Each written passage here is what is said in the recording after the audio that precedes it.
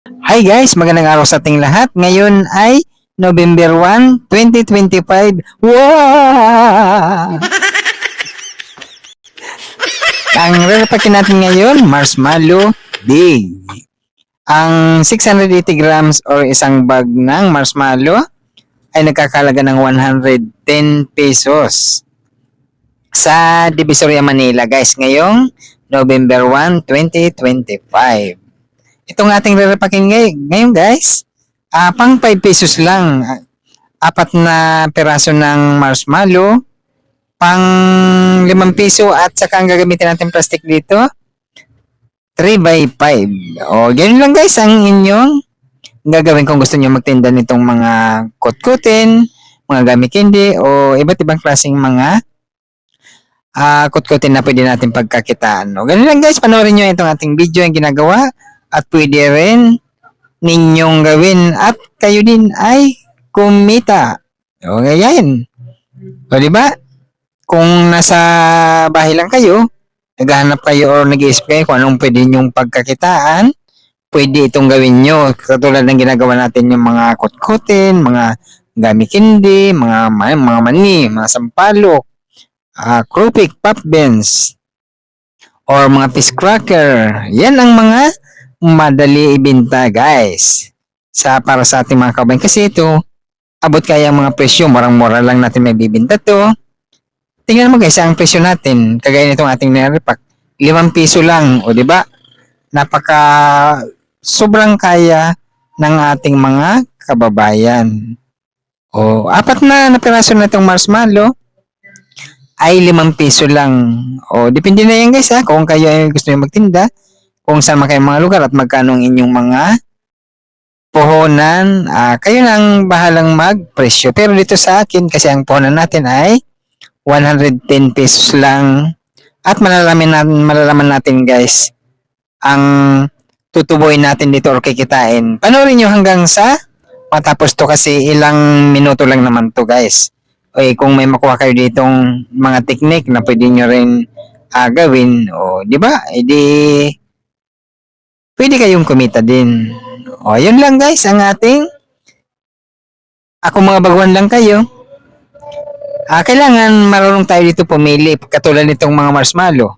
Kailangan pag pumili kayo dito, tingnan nyo na makintab siya, hindi siya kulubot, at malinaw ang plastic ng inyong bibilan. Kaya yung pinagbabalutan niyan guys, yan yung nirapak natin. Kailangan titingnan nyo na hindi kusot-kusot ang mga plastic. Kailangan malinaw at saka makintab ang marshmallow. Yan ang pagpili ng ating mga bibilhin. At saka bago naman ninyo i-sell,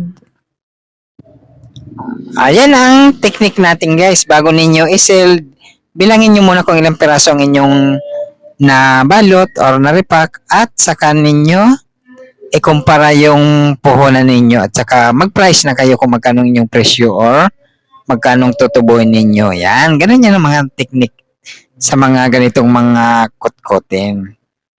O, di ba?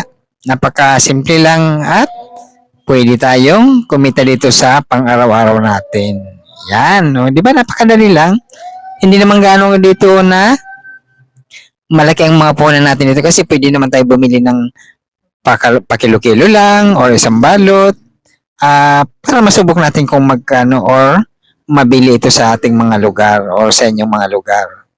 Ayan. Pero ito guys, ito kagaya nitong mga video natin ng mga pagre-repack ng mga gummy candy, mga kutkutin, yan, mabili yan. Kahit saan tayong lugar guys, kasi ito ang mga hinahanap natin mga kaubayan. Kagaya nitong mga marshmallow. Mga bata ito hanggang matatanda ay bibili nito. Yan. O, di ba? At saka marami tayong mga video dyan guys dito sa ating Gamidix Vlog at channel. Pwede nyo panoorin at makakuha kayo ng mga technique dyan. At saka kung magkano mga presyuhan at pwede nyo rin gawin. Ayun lang ito guys. Pwede nyo i-display to sa mga basket or ano mang gusto nyong diskarte sa pagdi-display.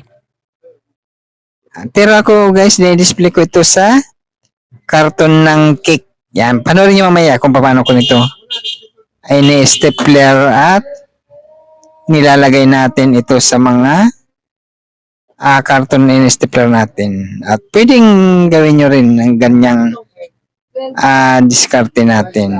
Mas maganda guys kung ang pwesto natin ay open lang at walang screen. Mas lamang kasi kitang-kita sa labas ng ating mga kabayan ang ating mga paninda. Lalong-lalo na kung ganitong mga kutkutin, pwede natin pagkakitaan.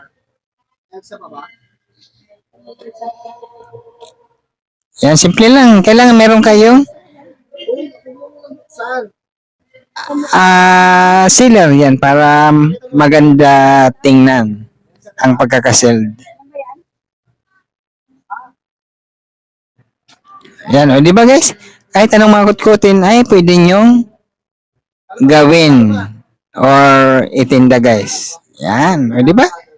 Napakasimple lang gawin itong ating mga nire-repack. Yan, kaya ibinabahagi natin mga video guys para sa ating mga kabayan na naghahanap din ng mga extra income. Yan guys, yan bibilangin na natin kung ilan ang abutin ng ating nirepack at kung magkano ang ating kikitain dito. Yan guys, panoorin nyo yan. Oh. Binibilang natin ang pag-ibenta na natin to. O, di ba? Napakasimpleng gawin lang at pwede rin kayong kumita.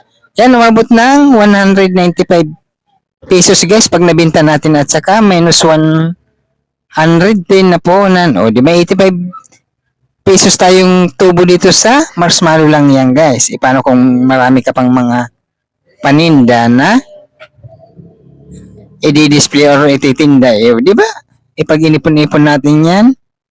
Oh, malaking tulong yan sa ating pang-araw-araw na buhay or pangangailangan. O, ganyan ang gagawin nyo guys. Itong pinag-displayan naman natin ay karton lang yan ng cake. Yung mga cake na binabibili natin sa mga pag may mga birthday. Yan, gawin nyo lang. Tatabasin nyo lang at lagayan nyo ng alambre sa dulo. Yan. May dalawang tupi yan sa dulo guys. Yung paglalagyan natin ng alambre. Tinupian ko yan ng dalawa para maging matibay. At paglalagyan natin ng alambre. O, di ba ganyan lang, oh? Yan.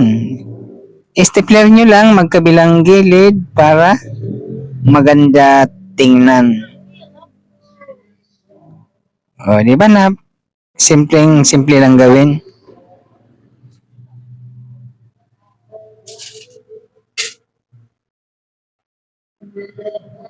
Yan. O, pag i-display natin yan sa ating pwesto guys, na open lang, magiging ganito na ang kanyang itsura. O, di ba maganda tingnan? Baka dikit-dikit ang ating mga display. Yan. Dito guys, tumubo tayo ng 85 pesos sa ganitong 110 puhunan. O, di ba magandang tubuan na yan? O, sa mga gamit guys, panoorin nyo din ang ating mga pagre-repack para makita nyo kung magkano mga tubo natin sa bawat nire-repack natin. Ay na, patapos yan oh. Tingnan nyo guys yung ating karton may alambre sa dulo. Yan. Ganun lang kadali guys. Kaya importante guys, itong karton na yan ha, huwag nyo ipapaputol sa mga customer. Kasi maraming beses pa natin yan magagamit. Tatanggalan ng mga stapler. Yan, pwede na uling sabitan. O, ayun na tapos guys. Ganyan na ang ating na-repack. Guys, nagpasalamat tayo sa lahat ng mga subscribers ng Gamit X Vlog. Thank you guys. Gawin nyo rin para lahat tayo kumita.